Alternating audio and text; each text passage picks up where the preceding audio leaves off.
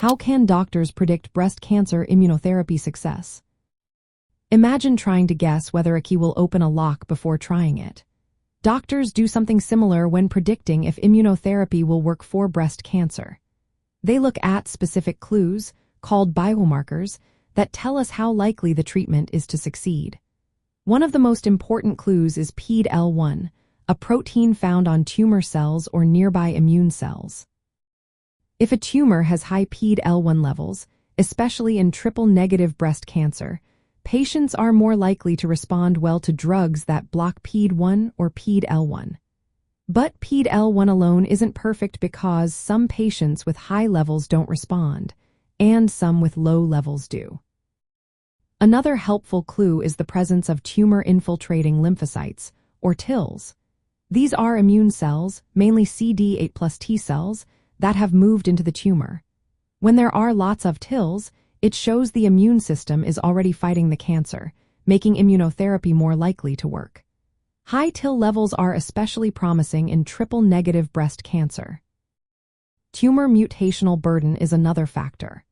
It measures how many mutations are in the tumor DNA.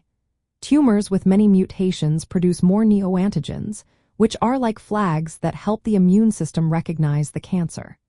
If the tumor has a high mutational burden, especially above 10 mutations per million bases, the chances of immunotherapy success go up. However, breast cancers usually have fewer mutations compared to other cancers, so this marker is less common here. Some tumors have defects in DNA repair, called mismatch repair deficiency or microsatellite instability. These features are rare in breast cancer but, when present, they make tumors more sensitive to immune checkpoint inhibitors. The Food and Drug Administration has approved certain drugs for tumors with these features regardless of where they originate. The tumor microenvironment also plays a role. If factors like transforming growth factor beta are active, they can suppress immune responses, making immunotherapy less effective. The overall immune environment, including the balance between effector T cells and regulatory T cells, influences how well the treatment might work. Clinical factors matter too. Patients who start immunotherapy as their first treatment often have better results than those who have tried other therapies first. The location of metastases is important too. For example, liver metastases can reduce the chance of a positive response.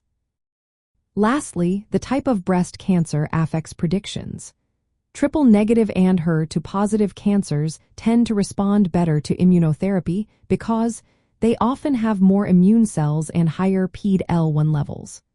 Hormone receptor-positive cancers are usually less responsive. In practice, doctors combine these clues, PD-L1 status, TIL levels, genetic features like tumor mutational burden and mismatch repair status, and clinical details, to decide if immunotherapy might help a patient.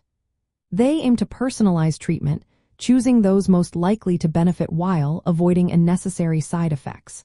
Remember, these biomarkers improve prediction but do not guarantee success. Ongoing research continues to find better ways to identify who will respond best. Always consult with an oncology specialist for personalized advice, as every breast cancer case is unique.